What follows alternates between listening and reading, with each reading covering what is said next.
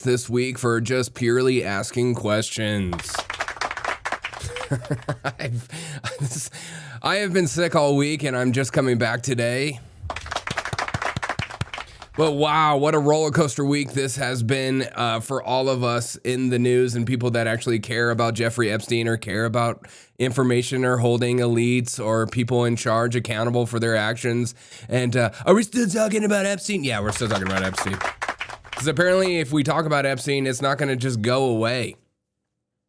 You might say, Derek, do you sound upset? No. I'm not upset. I'm actually thriving, baby. I am high on antihistamines, and I just recently flushed out my nose with nasal spray. So let's get one thing right, okay? Let's not get it twisted. We live in one of the most corrupt governments in modern history. Period. Full stop. If you're clutching pearls at the fact that then, watch CNN and get a little comfy. But for the rest of us, the ones who remember JFK, 9/11, elections, disappearing files, Epstein's offing himself, the oops, we lost the video moments, we see what's going on. Now enter the Wall Street Journal. Praise God. We enter the Wall Street Journal, and the Wall Street Journal gives us Jeffrey Epstein's friends sent him bawdy letters for his 50th birthday album. One was from Donald Trump. What's up, Valerie? One was from Donald Trump, and this was the funniest thing from Wall Street Journal. Wall Street Journal just put out one of the worst hit pieces on Donald Trump I've ever seen. It's not even that good. It's almost borderline comical at this point. It's literally like the Babylon Bee for me in many aspects. This is apparently a voiceover. Donald saying, yes, there is, but I won't tell you what it is. Jeffrey Epstein apparently says, nor will I, since I also know what it is. Okay. Donald says, we have certain things in common, Jeffrey. What are we talking about? Jeffrey says, yes, we do, come to think of it. Dude, I cannot get enough of this. The Jeffrey Steele dossier, exactly. Whatever they release still won't salvage this. Trump is on a stepping... Oh, yeah, it's getting bad. Yes, we do have some things in common. This is like I feel like a Wall Street Journal put this into AI and was like, write like a fifth grader of voice memos back. This is a voice memo. Yes, we do have some things in common. And Donald says, enigmas never age. That's borderline saying the N-word. Enigmas? If you say that too slow, you're going to sound racist. Enigmas never age. Have you noticed that? And then Jeffrey says, as a matter of fact, it was clear to me last time I saw you. Do you know what I mean? And then Trump says, pal, it's a wonderful thing. Happy birthday. And may every day be another wonderful secret. And you might be saying, Derek, this has to be a fake Wall Street Journal article. I don't even know, because Donald Trump one time sent me this text message. Donald says, I said, thanks for coming to my birthday, Donald. And he said, you're welcome. And I said, our little secrets are safe with me. Donald says, I'm so relieved. I love you, Derek O'Shea. I've always been gay for gingers like us. I'm just reporting the facts. I didn't make this on ChatGPT. This is totally real. This is a literally real text from Donald Trump.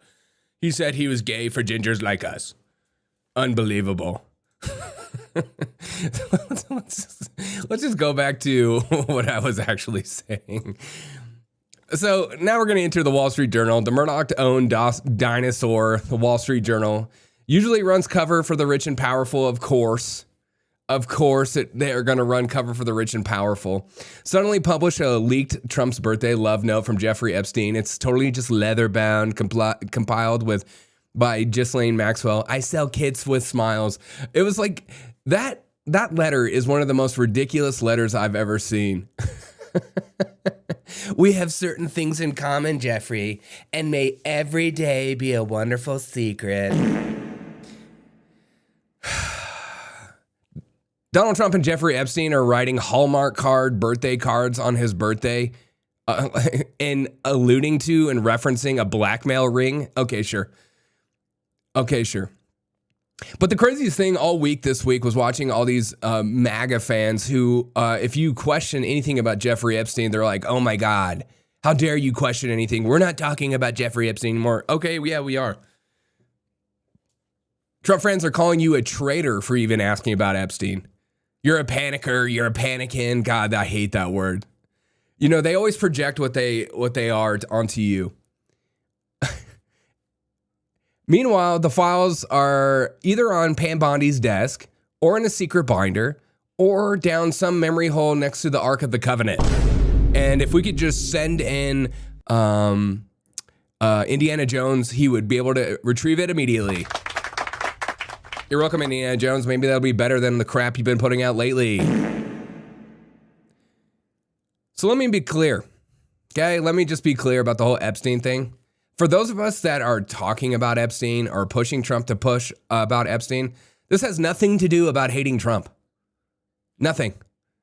I'm seeing so many stupid political podcasters going around saying, why is everyone so black-pilled? We're not black-pilled. We're pissed. It's different. We're not black-pilled. We're just mad. It's okay to be mad, okay? It's okay.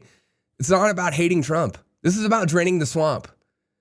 This is not just like a phrase we're using for merch. This isn't like maybe if somebody else was using it to get elected because it, tickled the ears of their supporters. For some of us, we actually want to drain the swamp. And if Epstein and Maxwell were known intelligence assets and you're calling it old news, congratulations, you're an NPC. If Epstein and Maxwell were known intelligence assets and you're saying that nobody cares except for online people, congratulations, you're part of the problem. Congratulations. Yeah, it's just chronically online people. Well, you know what? Know who's chronically online? Not boomers. Millennials and Gen Z. The people that, if you were probably to poll, would probably be the highest percentage of people that care about Epstein. Epstein is our JFK, okay, boomers? Epstein is our JFK. So it makes sense. So, like, if you ask a millennial about JFK, we're like, we get it. It's bad. I think the government probably offed him or something. But we're not as hyped up about JFK because that wasn't our generation. If you ask an older generation about JFK, they get excited, they get pumped, and it's not the same level as Gen Z and millennials because we just don't.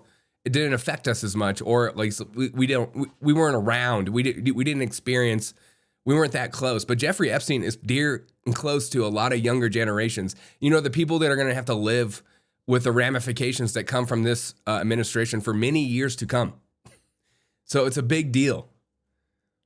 Y'all gonna bust the case wide open? Come on, Miss Berry.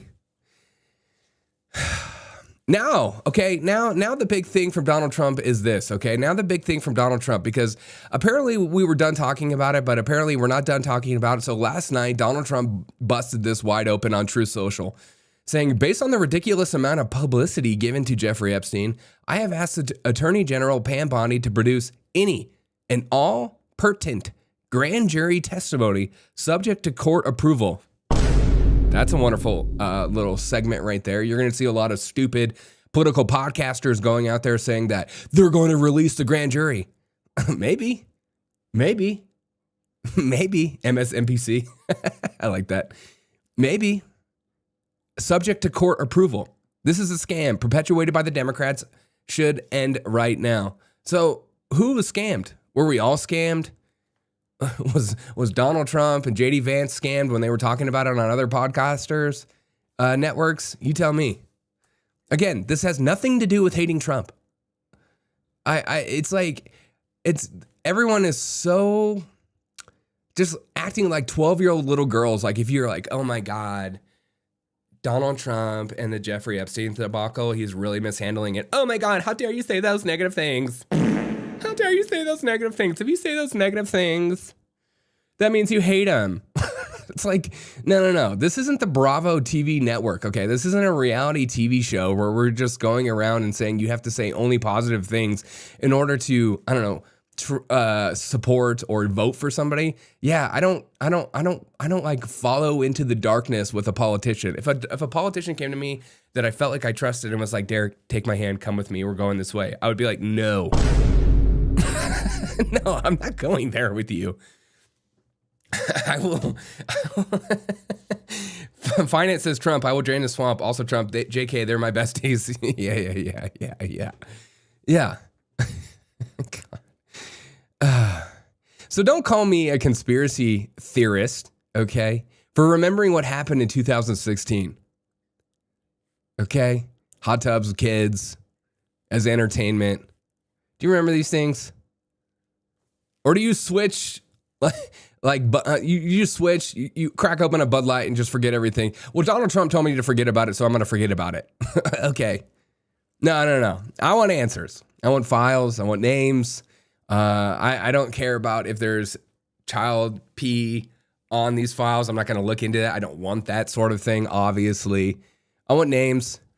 I want people that came to the island. I want people that went to the island frequently. I want names.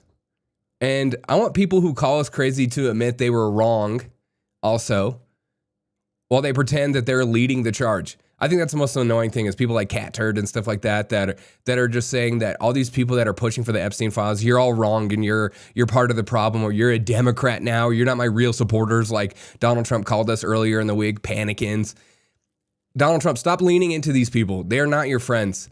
The people that are calling for the Epstein files, those are the people that would have went to jail for you, bro.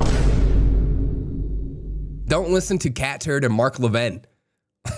Those are not your friends. They're going to lead you into darkness. They're going to lead you into a war. Those are the type of people that will be cheerleading you with your downfall because they don't care. They're just happy to support you no matter what.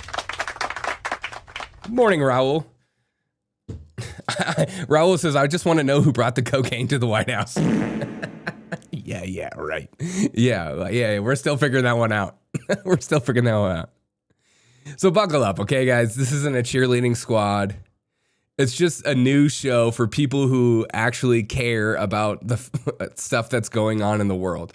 I think the craziest thing, too, is so Donald Trump posted this last night saying they're going to publicly, based on the ridiculous amount of publicity given to Jeffrey Epstein. Yeah, it's a big deal. And the handling hasn't made you look good. And so Democrats are going to pounce on it. So instead of, doubling down and calling your supporters idiots or non-supporters, why don't you just be more transparent, like the most transparent organization known to mankind? Cat Turd friends. Dude, Cat Turd and all his friends have all blocked me. I had no idea. I was like, this week, since I've been sick, I've been just messing around on Twitter for a little bit longer than I normally have. And I'm just going around to Cat Turd friends, and it's like, you're blocked. And I'm like, what did I even say? Oh, that's right. I say one negative thing about Donald Trump, and all of a sudden I'm literally the devil. But Donald Trump says, I have asked Attorney General Pam Bondi to produce any of all pertinent grand jury testimony subject to court approval. The weirdest thing for me was Paulina Luna, who is a bit of a loony herself, said, while people are actively trying to knife the president, who's knifing the president besides Wall Street Journal? It's like, if you're talking about Republicans or people that have voted for them, I voted for Trump 3 times. Yeah, I'm trying to knife him. God, that's so stupid. For people who are trying to actively knife the president, this was in the works behind the scenes. I can tell you this is the most transparent administration in U.S. history. God, anytime you see obvious talking points, that's definitely from the top down. God, this is the most transparent administration in U.S. history. Yes, it probably is the most, but it's still we want to go another. We want to raise the level to being even more transparent. She goes on to say, now reporters reach out regarding FBI destruction of Epstein evidence under the Now will reporters reach out regarding FBI destruction of Epstein evidence under the former deputy director of the FBI during the Biden administration? According to Representative Luna, the FBI has destroyed the Epstein evidence. Now, this would explain a lot, but nobody is saying this except for her. What's going on? We just want the most transparent administration to be a little bit more transparent. Just a little bit more transparent, if you don't mind. Or I'm going to release more text messages between me and Donald Trump. Donald, if you don't release more Epstein, I'm gonna release more of these totally accurate, not made on ChatGPT, pictures and videos of you texting with me saying inappropriate stuff. Now, I'm not going to forget this. Now, the biggest critique of Donald Trump has always been that he has the capacity to really steamroll even his biggest believers or friends. I've always heard that from people that love DeSantis or leftards. They always say that Donald Trump is like a wrecking ball. He'll even destroy his friends. And I thought, that's crazy. Until this week when he called all of us past supporters who have bought into this bullshit hook, line, and sinker. Past supporters. We just want the answers. Will the court actually give us the documents? I don't know. But the more we talk about it, the more we push on him, the more he's going to actually talk about it. Nick says, what separates us from the left, we don't accept and just go along. We think, yeah, exactly. And we're not afraid to say it. Even if it means like destroying a little bit or pushing our candidates to do something, we're going to push them to do something and say something. Like I'm not one of these people that just because I vote for you doesn't mean I'm going to support you even when I think you're wrong. It doesn't mean I'm a Democrat, though. The frick are you talking about? That's so stupid. God. Oh, you don't support Trump on Epstein? That means you're fully for DeSantis. What are you talking about? Like, what the frick you doing? Shut up. God, it's such children. I just feel like I've watched an entire episode of a reality TV show. It's like the Real Housewives of MAGA. This whole week has been the Real Housewives of MAGA. I'm going to be subscribing to that on Bravo. Have a wonderful day. And remember, Donald Trump did actually text me this. I love you, Derek O'Shea, and I've always been gay for gingers like us. That's a real text. Have a great day, guys. I'm feeling better. There's not crap coming out of my nose, so I'm happy to go live again. Maybe I'll